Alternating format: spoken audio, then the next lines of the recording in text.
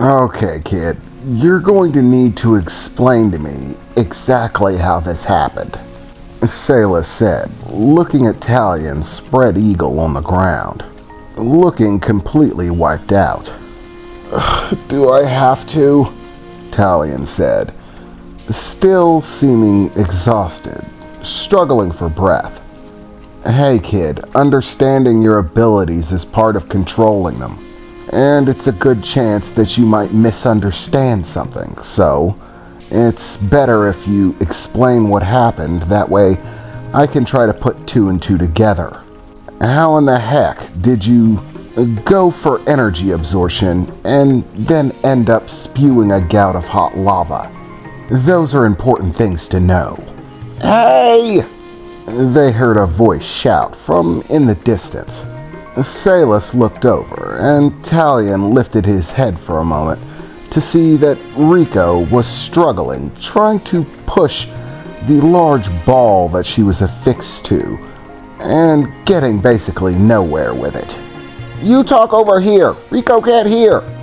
You make ball light or something! Ugh. I thought you wanted it to be heavy. You didn't want to float away, right? Well, Rico don't think she float away no more. She thinks she be okay. So, no need ball anymore, Rico shouted in the distance, looking as if she was desperate to run over and be a part of the events. Salus raised his hand, waving it in her direction for a moment, as the chain, the harness, and the ball itself dissipated into fog and began sweeping back over towards Salus, wrapping around his form and then seeming to absorb right through his clothing and skin back into his body. And Rico took no time at all to start running over as fast as she possibly could, being sure to give a wide berth to the stream of lava stretching out about 30 feet in front of Talion, running around it to where Talion was laying on the ground. Is Master all right? Rico not sure if lava spit healthy, she said, looking down at Talion. Yeah, Rico, I'm fine. Just tired. I didn't expect eating a rabbit to be so exhausting. So, you did in fact eat the rabbit? Salus asked as he approached, getting closer. Yes, I ate the rabbit. I also ate the water in the small ponds and a bunch of rocks. Whatever would fly in my direction, basically. Basically anything in front of me got swept up. But yeah, the bunny went too. So, mission accomplished. I ate it. Okay, Salus said. So, you completed the objective, but you did actually do better than I expected. I expected you to barely manage to pull the bunny, at minimum by the end of the day. But you went ahead and pushed it farther, and gave us some new information in the process. You said that you gulped down a bunch of stone and earth, water and other things from around the area. And I can see the damage in the area too. So you're not lying. It seems that your ability to devour demonic energy is also twofold. Not only can you devour demonic energy, but you can also devour physical objects, like stone, earth, water, plants. It seems reasonable since you're absorbing basically everything. Something has to happen to the physical objects that you take in. By the looks of it, I'd say that any physical object you take in gets given the dragon treatment. It's separated from any demonic energy that you intake. Turning rock or metal into lava is something that your father could do. I once saw that man, as a party trick, eat a sword.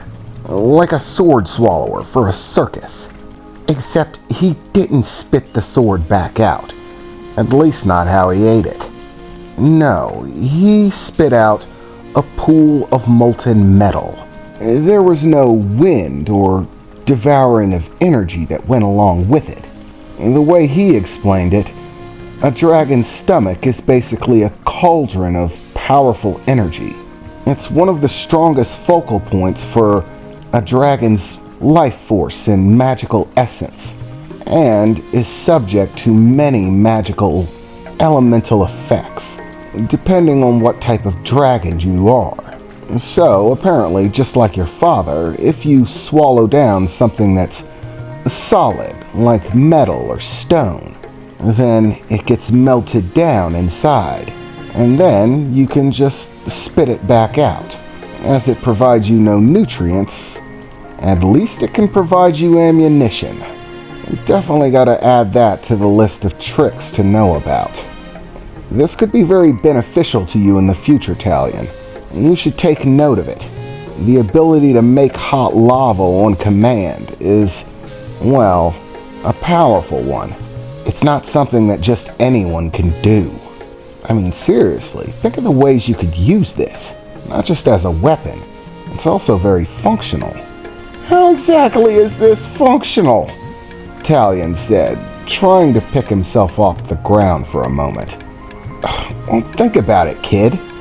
Life produces lots of obstacles, both natural and made by living beings, man, demons, and otherwise. This ability could be very useful in a lot of different ways. It all just depends on how creative you want to be when you're using it. For example, most people stranded at sea might be in a bit of trouble. With no land to find purchase on, they can't swim forever. But you don't have to, do you? No, with that ability to take in matter at large rates like that, and then produce magma, you could slowly build something to stand on, unlike any other person. You could dive under, find the bottom, eat it, and then just start building yourself your own personal little island. The heat of the lava doesn't bother you, so the only thing that would matter is if you could hold your breath, enough to reach the bottom.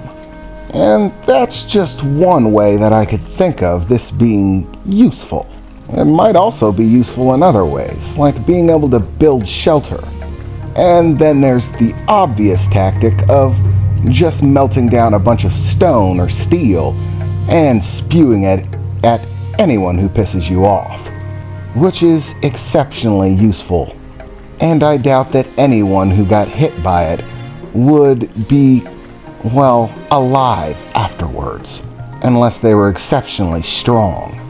And anyone who happened to be seeing it would definitely take a second guess at trying to fight you. Now, the only question that remains was, were you successfully able to absorb the demonic energy like you were when you were in that somewhat draconic-like state? Can't we have enough of this talking? I thought we were going to train in magic. Of course we are, Talion. I'm a man of my word. I'll teach you magic, at least as much as I can muster to teach you. Which, trust me, kid, ain't much. All I can really give you is the basics. But for now, we still have to determine how you call that power out. So, on your feet. Let's find out if you can bring the bunny back. What? Talion shouted. You had me eat it, and now you want me to spit it back out? No, kid. I want you to use my ability. The same way you did when you were in draconic state. Then you were just bare instincts. But now that you've got your wits about you, you should be able to use my ability the same way, but with more thought. So, if everything holds stable, you should be able to focus, concentrate, and then create the fog that I use to produce my illusions.